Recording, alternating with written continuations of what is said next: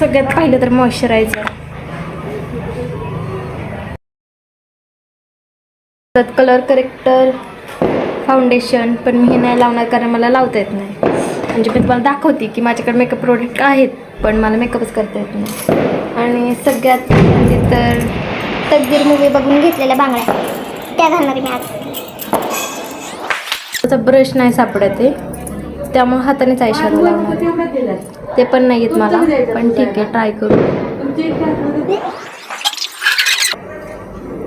भूत सारखं दिसतंय लिटरली. असं कुणीतरी मारल्यावरती डोळे कसे सुचतात तसं, पण ठीक आहे जाऊ.